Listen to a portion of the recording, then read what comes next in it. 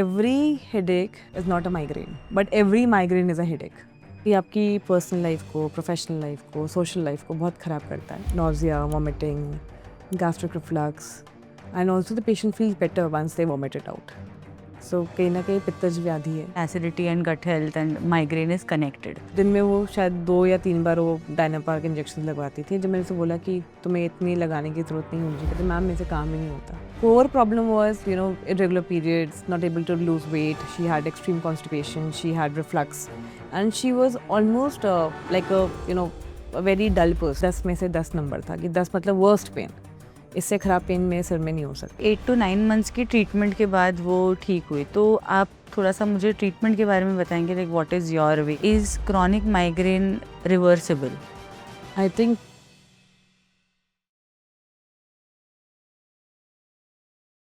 Today we are going to talk about a silent enemy for a lot of people, which is usually disguised as a headache, as a normal sir दर्द हो रहा है ना? It's called migraine.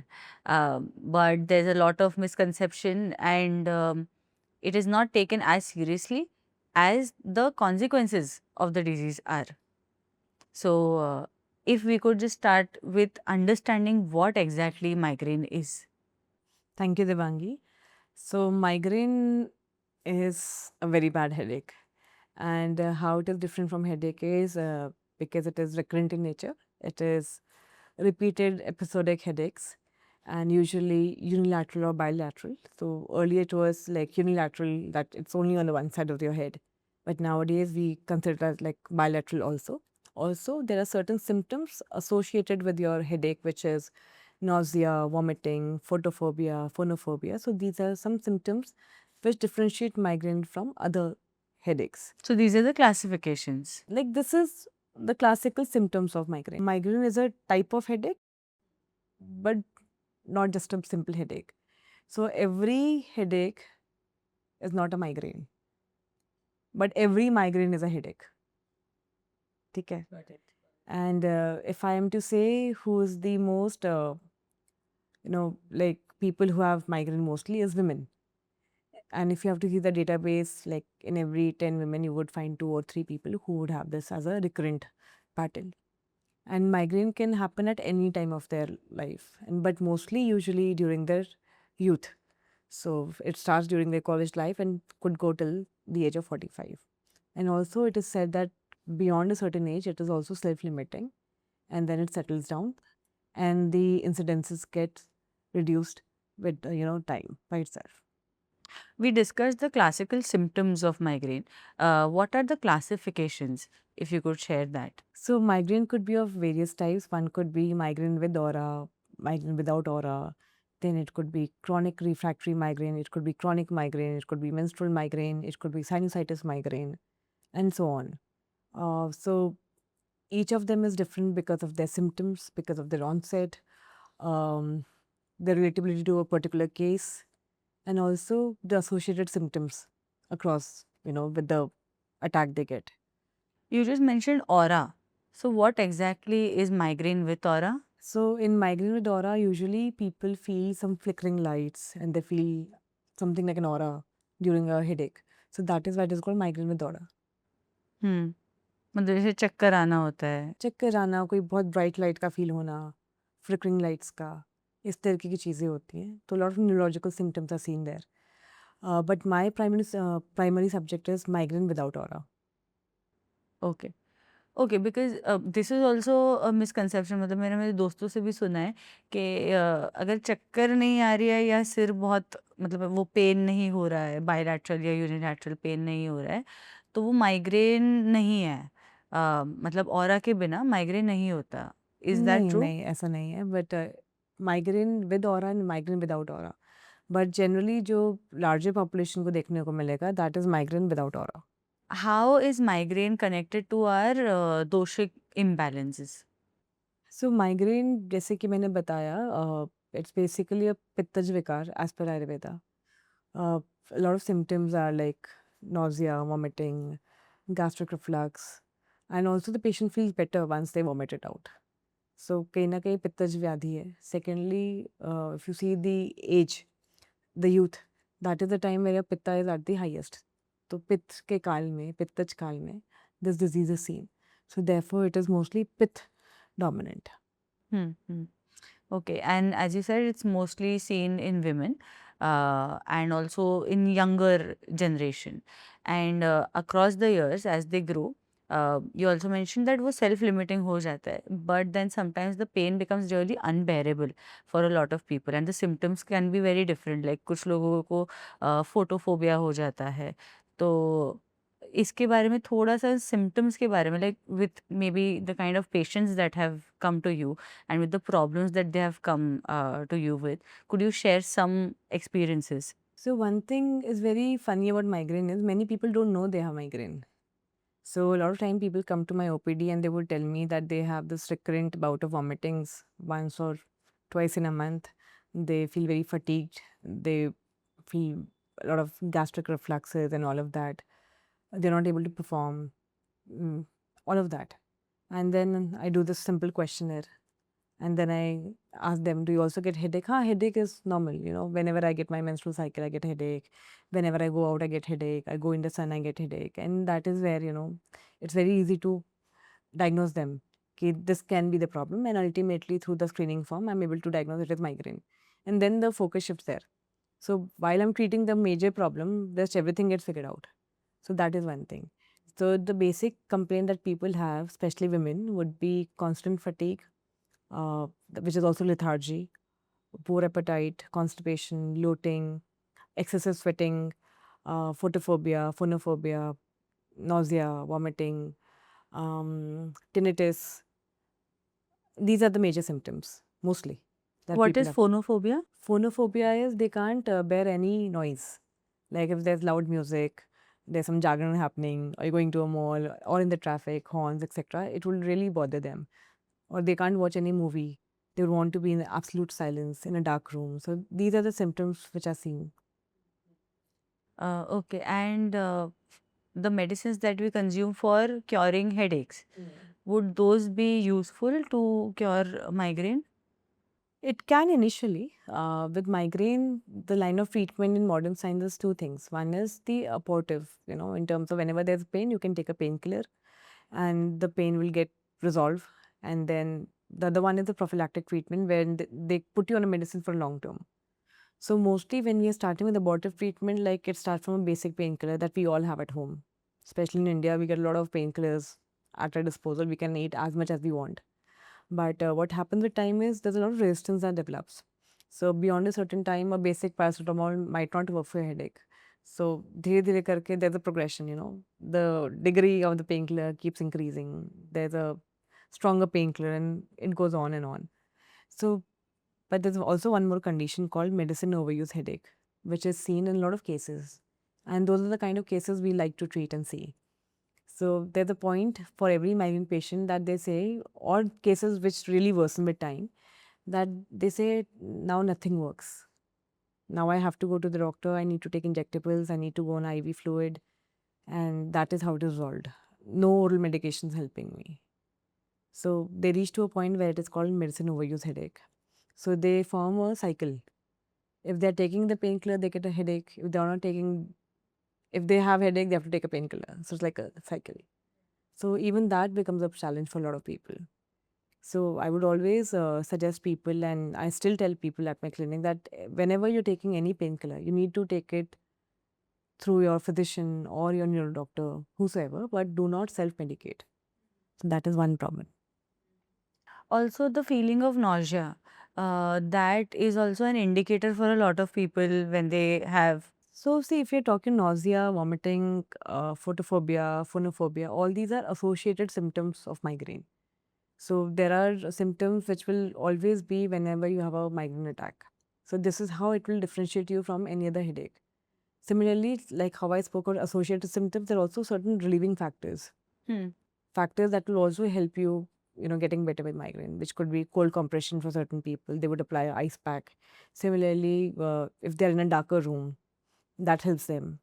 For some people, it is a cold shower. For many people, surprisingly, it is also pregnancy. So many people say when they were pregnant, they've never had a migraine. So these are also certain things. acidity and gut health and migraine is connected. So, how do you treat them? Could you share a story? So I'll not go very far. I'll talk about last week only. So I had this girl who came to me. She was around 26-year-old, a little obese, and she had complaints of mostly PCOS, that she didn't had regular periods. But when I did my Nari Pariksha and I checked her abdomen, and like with time, with experience, you can make out what's happening. So I just asked her, how often do you get headaches?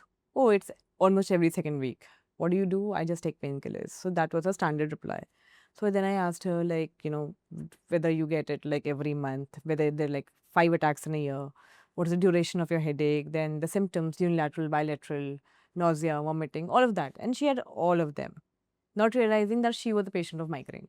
But her core problem was, irregular periods, not able to lose weight. She had extreme constipation. She had reflux, and she was almost like a very dull person. Like at the age of 26, you're supposed to be very active, bright, and performing. But in fact, her boss got me to the clinic because I had treated him some time back. He was like, she's not able to do anything, like she's always very dull, always complaining, and I think there's something wrong. And also, she had very high CRP levels when I saw her reports. Later on, I advised her certain more tests. But I think there is some chronic inflammation in the system which leads to all these problems. And definitely, there's a very strong connection between your gut, how you're feeling, and of course, all these inflammation and the reflux, etc. Also, if we are to look back into the history of migraine, initially, somewhere the word gastro was always mentioned with migraine. Also, with time again, the word gastro has been reintroduced in the definition of migraine and to which domain it may belong. So I think the evidence is very strong that migraine has a lot to do with your gut, a lot to do with the kind of food you're eating, a lot to do with the inflammation, and it is just not your brain. Because also in the case of migraine, whenever we do any CT scan or an MRI for your brain, thinking that there's a problem in the brain, because that is where you're experiencing headache, it is always normal. So sometimes people tell me you're not getting any CT scan done or an MRI done. But just to tell you that it is only done to rule out any other problem, whether there's a tumor or something which might be giving you continuous headache. So any scan is done just to rule out any other problem. It is not done to diagnose migraine. तो migraine से कई बार लोगों की productivity सारे ही aspects of life में ख़राब हो जाती है कि चाहे वो पर्सनल हो या प्रोफेशनल हो। कोई ऐसी केस स्टडी आप अगर शेयर कर पाएँ of some patient who has had migraine attack so frequent that वो लाइफ जीना उन्होंने रोक दिया होगा?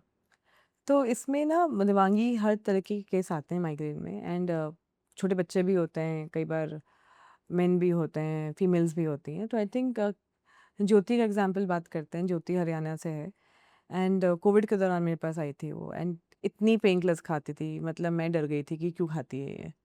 एंड उसको दिन में वो शायद 2 या 3 बार वो डायनापार के इंजेक्शन लगवाती थी। जब मैंने उसे बोला कि तुम्हें इतनी लगाने की ज़रूरत नहीं होनी चाहिए, कहते मैम मेरे से काम ही नहीं होता। और वो एक स्कूल में पढ़ाती थी, तो कहती अगर मैं नहीं जाऊँगी तो मेरी नौकरी चली जाएगी।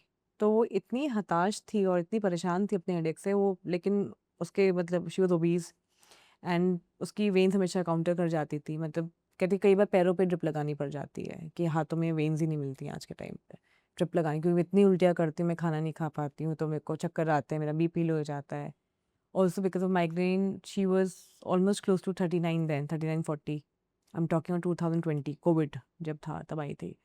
एंड उसके वजह से वो कभी कंसीव नहीं कर पा रही थी क्योंकि इतनी दवाइयाँ चल रही थी। तो उसका एक अलग प्रॉब्लम था कि मेरे को सिर दर्द इतना रहता है कि इस वजह से मैं अभी प्रेगनेंसी नहीं प्लान कर पा रही हूँ। तो मतलब कभी-कभी लगता है कि एक सिर दर्द है और शायद वो माइग्रेन है, लेकिन उसका ऐसे उसका लॉन्ग टर्म इम्प्लीकेशन कितना कुछ है। तो मतलब उसकी फैमिली प्लानिंग एक्सपर्ट थी, उसकी जो मैरिड लाइफ थी उसमें बहुत सारी प्रॉब्लम्स थी, और उसके काम को लेके बड़ी सारी प्रॉब्लम थी। तो ये सब केसेस मैंने देखे हैं, and sometimes people also talk about the implications कि क्या-क्या प्रॉब्लम है उनको, कि छुट्टियाँ बहुत लगती हैं, and they are always living in fear कि इसका क्या फ्यूचर होने वाला है। एंड जब कोई इंसान ओवर मेडिकेट करता है अपने आप को या दवाइयाँ खाता है, वो मेरे ख्याल से कोई भी खुशी-खुशी नहीं करता है। उसको कहीं न कहीं लगता है कि इसका क्या कॉन्सिक्वेंसेस होने वाला है, बट और कोई तरीका भी नहीं होता। तो एक उसका केस मुझे हमेशा याद रहता है कि बट मैंने उसको शुरू में बोला था इसको रिफ्रैक्टरी माइग्रेन था, एंड तब कोविड था, तब एडमिशन्स भी नहीं करते थे हम लोग, बस वही थी। और उसने बस मेरे ख्याल से 8-9 महीने उसकी दवाई चली थी और आज तक वो बिल्कुल फिट है। वो कहते हैं मेरे को पेन किलर नहीं खाना पड़ता। तो आज के टाइम पे वो मेरी एक तरह की क्लाउड स्पीकर है जो हरियाणा से कितने मरीज़ों को मेरे को भेज चुकी है। और आपने ऐसे बोला कि 8 टू 9 मंथ्स की ट्रीटमेंट के बाद वो ठीक हुई। तो आप थोड़ा-सा मुझे ट्रीटमेंट के बारे में बताएँगे, like what is your way? तो पड़ाव का मूल सिद्धांत सेम है, आहार, विहार, औषध। तो इसमें भी खाना-पीना, रहन-सहन एंड देन ऑफ कोर्स दवा। तो दवाई इसमें 4 दवाइयों का प्रोटोकॉल होता है हमारा, नारिकेल लवण, न्यूमैक्स, सुसुमती, गोदंती। एंड एक स्ट्रक्चर्ड ट्रीटमेंट प्रोटोकॉल है, इसका एक आरसीटी भी एम्स न्यू दिल्ली में कई साल पहले हुआ, पब्लिश हुआ एंड देखा गया कि इसका बहुत सस्टेनेबल एक सिग्निफिकेंट इम्पैक्ट मरीज़ों में आता है एंड बहुत अच्छे से मरीज़ रिकवर करते हैं। यूजुअली हम 4 महीने का इलाज करते हैं, लेकिन रिफ्रैक्टरी माइग्रेन में क्योंकि बहुत क्रॉनिक हो जाता है, बहुत सारे कॉम्प्लिकेशंस होते हैं और तीव्रता बहुत ज़्यादा होती है, तो इसलिए उसका ज्योति के केस में इलाज 8-9 महीने चला था। तो उसके बाद हम पेशेंट का हर महीने इवैल्यूएशन करते हैं। माइग्रेन को अनफॉर्च्युनेटली आप किसी और तरह से असेस नहीं कर सकते कि कोई नाप लिया, कोई ब्लड टेस्ट कर लिया, तो उसका एक विजुअल एनालॉग स्केल होता है, वाट स्कोरिंग करते हैं कि मान लीजिए ज्योति का एक केस हम लेते हैं, तो उसका शुरू में 10 में से 10 नंबर था कि 10 मतलब वर्स्ट पेन, इससे खराब पेन मेरे सिर में नहीं हो सकता। तो हम वाट स्कोर पे सस्पेंड करते हैं उसमें कि कितना सीवियर है एंड मंथ बाय मंथ हम उसको असेस करते चले जाते हैं। दूसरी चीज़ हम इसमें एक और असेस करते हैं, लाइक कई बार लोगों को लगता है कि ट्रीटमेंट के लिए आ गए हैं जी, अब कल से पेन किलर खानी बंद हो गई, विच इज़ नॉट पॉसिबल। इसको विड्रॉल की तरफ ले जाना पड़ता है। लोग को इतनी आदत होती है, उनका हाथ एकदम दर्द हुआ नहीं दवाई खा लेते हैं। जैसे बताया ना मेडिसिन ओवरयूज़ हेडेक वाले केस में आते हैं कि उनको दवा खाने का एडिक्शन हो जाता है कि खानी है, खानी है, खानी है, तो उनसे छीननी पड़ती है कई बार। खैर ज्योति के केस में हमने देखा था कि पहले हमने असेस किया कि अभी तुम महीने के कितनी गोलियाँ खाती हो? कहती है मैं महीने के शायद मेरे फाइल में होगा, तुम देख लेना, 50-60 गोली खाती हूँ, ऐसी थी वो। फिर उसको हमने देखा कि 1 महीने बाद कहती है हाँ, शायद इस बार मैंने 15 गोली खाई। तो करते-करते उसको हम डॉक्यूमेंट करते हुए आते हैं कि इसमें कितना फ़र्क आया। कोई भी इलाज किसी पार्टी का कभी भी जादू नहीं होता। तो इसमें भी हमने देखा हमारे इलाज के साथ ग्रेजुअली धीरे-धीरे करके उसके सिम्पटम्स, उसकी फ्रीक्वेंसी, उसकी इंटेंसिटी, इन चीज़ों तीनों चीज़ों पे फ़र्क आता है। तो ख़ासकर माइग्रेन के केस में पहला जो हमें लगता है जो फ़र्क आता है हमारे इलाज के साथ होता है कि उसकी जो इंटेंसिटी होती है वो तीव्रता कम हो जाती है। सिर दर्द हो रहा है मैम, लेकिन इतना नहीं हो रहा कि दवाई खानी पड़े। फिर दूसरा महीना होते-होते बोलते हैं कि हो रहा है लेकिन अब उतनी जल्दी-जल्दी नहीं हो रहा। फिर एक आता है कि अब होता है लेकिन हमें ना छुट्टी नहीं लेनी पड़ती है। तो ये करते-करते हमें पता लगता है कि कहीं न कहीं वो पेशेंट अपनी बीमारी से रिकवर कर रहा है। तो ये भी एक लर्निंग रही है माइग्रेन के इलाज के साथ एंड माइग्रेन को ठीक करना बहुत मुश्किल नहीं होता। मतलब अगर आप पैनक्रियाटिस और माइग्रेन की बात करो तो कुछ केसेस माइग्रेन के बड़े ट्रिकी होते हैं। जैसे बीच में हमारे पास एक पेशेंट अभी आई थी रजनी, हमने बात भी की थी, तो उसकी जो पेन किलर्स की हिस्ट्री थी वो इतने खा चुकी थी, उसको क्रॉनिक गैस्ट्राइटिस डेवलप हो गई थी। उसके दाँतों में भी चेंजेस आने लग गया था, मतलब उसको डर लगता था कि मैं और पेन किलर्स खाऊँगी तो क्या होगा? तो कुछ केसेस बड़े चैलेंजिंग भी हो जाते हैं। कुछ केसेस होते हैं कि बड़े ईज़िली ठीक भी हो जाते हैं, मतलब एक प्रोटोकॉल सेट है, स्क्रीनिंग किया, दवाई दी और ठीक हो जाते हैं। सो आई थिंक प्रैक्टिस जब करो तो मिक्स्ड बैग होता है एंड आज के टाइम पे ऐसी हो गई कि जितना चैलेंजिंग केस होता है उसे ठीक करने में उतना ज़्यादा मज़ा आता है। हुँ। एंड आज के टाइम पे पड़ाव में जितनी क्वेरीज आती हैं माइग्रेन को लेकर वो यूजुअली रिफ्रैक्टरी केसेस की आती हैं जब सब कुछ फेल हो जाता है या फिर सारी दवाइयाँ खा खा के मरीज स्वस्थ हो गया है। क्योंकि जैसे तुमने शुरू में कहा कि माइग्रेन को कोई सीरियसली नहीं लेता जब तक वो बहुत ख़राब नहीं हो जाता एंड आई थिंक इतना वेट नहीं करना चाहिए। क्योंकि शुरू में अगर थोड़ा सा ध्यान रखो और शॉर्ट टर्म ऑफ कोर्स में वो बिल्कुल ठीक होती वाली बीमारी है। हुँ। मतलब एक तरीके से आप कहेंगे कि लाइफ़स्टाइल डिसऑर्डर है? माइग्रेन कहीं न कहीं लाइफ़स्टाइल है, ऑल्सो जेनेटिक भी है। अगर मैं माँ को है तो आपको भी होगा या आपके दोनों पेरेंट्स को है तो आपको भी बढ़ने की बहुत ज़्यादा उसकी वो होती है। एंड अगेन इसमें भी कॉमन फाइंडिंग होगी। नाश्ता नहीं करने वाले बच्चे, भूखे पेट रहने वाले, रात को जागने वाले। आई थिंक एटियोलॉजी या बीमारी के कारण आजकल लगभग सब बीमारियों के सेम है। और आजकल मेरे को लगता है कि इंडियन वुमेन में तो खासकर मतलब there is very poor mobility. पानी नहीं पिएँगी, भूखे पेट रहेंगी, चाय-कॉफ़ी पे ज़िंदा रहेंगी, प्रोटीन का अभाव, नींद की कमी, सिटिंग, ओबेसिटी, मेटाबॉलिकली वेरी इल, ये सारे कारण बन के इन्फ्लेमेशन बनता है। और गैस्ट्रिक ट्रबल तो हमारे देश में मुझे लगता है ज़्यादा ही है, जब खाएँगे तो ठूस लेंगे। मतलब इस तरीके की चीज़ें देखने को मिलती हैं और कहीं न कहीं शरीर तो है ही आपका, तो उसको दिक्कत होती है। वो गैस बनती रहती है, जी मिचलाता है, उल्टी होती है, सब बाहर निकल जाता है, आपको आराम मिल जाता है।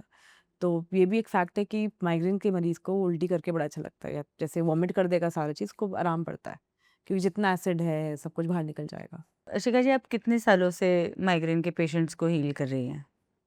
माइग्रेन के केसेस में कई सालों से ट्रीट कर रही हूँ, like 14 years of my practice.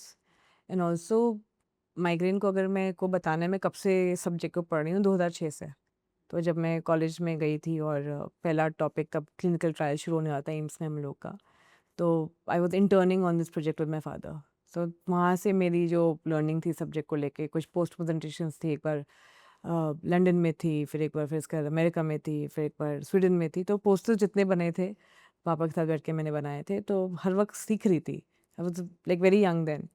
And तब समझ आता है कि एसोसिएटेड सिम्टम किसको बोलते हैं, रिलीफ क्या है, क्या क्या डेफिनेशंस हैं, क्या डायग्नोसिस है। तो आई थिंक मेरा इंक्लिनेशन पहली बीमारी वहाँ पे माइग्रेन थी।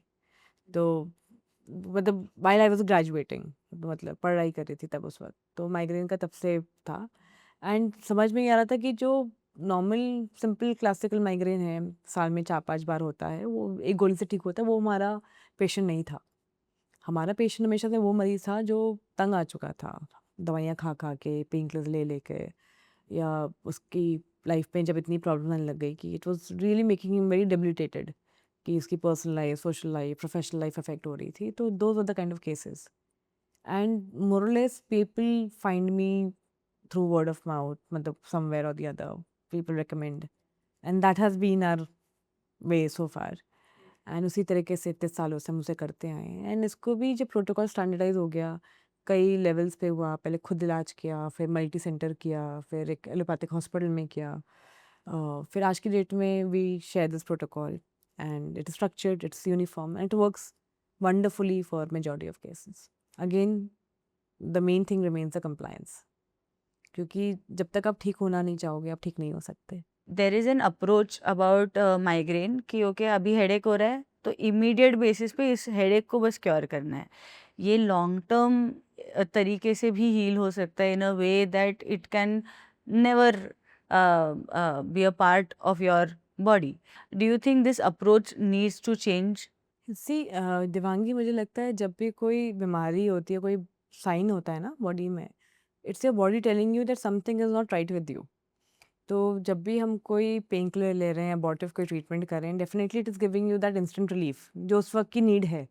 लेकिन बार बार कोई चीज़ अगर आपको बॉदर कर रही है, तो आई थिंक उसका रूट कॉज जानना या क्यों हो रहा है उसको ठीक करना ज़रूरी है। So whether it is coming to me और वट एवर इट इज़, मतलब उसको समझना बहुत ज़रूरी है कि आपको ये हो क्यों रहा है। एंड माइग्रेन एक ऐसी बीमारी है कि कोई और कोई पैथोलॉजी तो है नहीं, है ना? तो उसको पहले ट्रीट किया जाए। एंड हम लोग जो देखते हैं कि इसका जो मूल जो कारण है, आपका जो इन्फ्लेमेशन है या जो आपका पित्त का विकार है, जिस भी भाषा में आप उसको समझना चाहो, उसको जब ठीक करते हो ठीक होता है। तो एक ऑप्शन आपके पास हमेशा ये रहता है कि आप दवाइयाँ खाते रहो जब तक इतना बुरा ना हो जाए कि इंजेक्टेबल्स पे आ गए, या फिर आपकी क्वालिटी ऑफ लाइफ इतनी ख़राब हो जाती है, जब लगे कुछ नहीं है, आप बस पड़े हैं, तो या तो आप वहाँ पहुँच सकते हैं। या दूसरा एक ये विकल्प भी है कि आप इसको ठीक करने की कोशिश करें, भले अपना जीवन शैली बदलें, अपना खान-पान बदलें, अपनी दवा का जो भी तरीका है, जो आपको लगता है कि आपके लिए बेटर है, उसको चूज़ करें, उसको ठीक करना ज़रूरी है।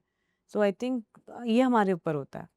तो बहुत सारे लोग होते हैं इग्नोरेंट होते हैं and they are ignorant, but I think आज के समय में आपकी जो सेहत है अगर आपका साथ देती है, तो आप दुनिया के लिए कंपैटिबल हो, अदरवाइज़ खराब सेहत का आप जी ही नहीं सकते। Okay, before we wrap up one last question कि is chronic migraine reversible?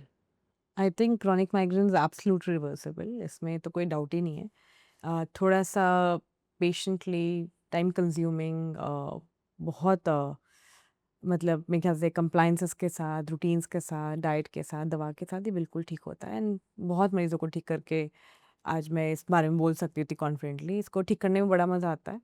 And patients को वापस से माइग्रेन फ्री होके, कॉन्फिडेंट होके अपना काम करते हुए देख के बड़ा मज़ा आता है। अभी रिसेंटली भी एक पेशेंट मेरी है, and I am not sure if I want to reveal her identity जब तक वो ठीक नहीं हो रही पूरी तरह से, कि आई हैव सीन हर, मतलब मैं इसको इंस्टाग्राम पे देखती हूँ आजकल। सो आज से 1.5 महीने पहले ब्लैंक था, एंड आजकल मैं उसको रोज़ देखती हूँ कि वो कहती है मैंने इस महीने एक ही पेन किलर खाया है, जो मेरे लिए रोज़ का था। और अब मैं वापस अपना जिम जाने लग गई हूँ, मैं अपना खेलने लग गई हूँ, I am going for my dance classes, I am doing this and that, तो it also gets back your life. तो ये चेंजेस मैं देखती हूँ। तो अगेन माइग्रेन से कोई मरता नहीं है, तो शायद इसलिए इतना क्रिटिकल नहीं है, सिरदर्दी है। और बट ये आपकी पर्सनल लाइफ को, प्रोफेशनल लाइफ को, सोशल लाइफ को बहुत ख़राब करता है। औरतों को खासकर क्योंकि बीमारी उनमें ज़्यादा होती है, तो टाइम रहते सराते अपनी केयर कर लें। वो तो मेरा मैसेज एक कांस्टेंट रहता है सबके लिए कि आपकी हेल्थ आपकी ज़िम्मेवारी। Yeah. Prioritizing our health is in our hands and we should do it. Correct? Thank you so much for your time and sharing all your knowledge about migraine. Thank you so much.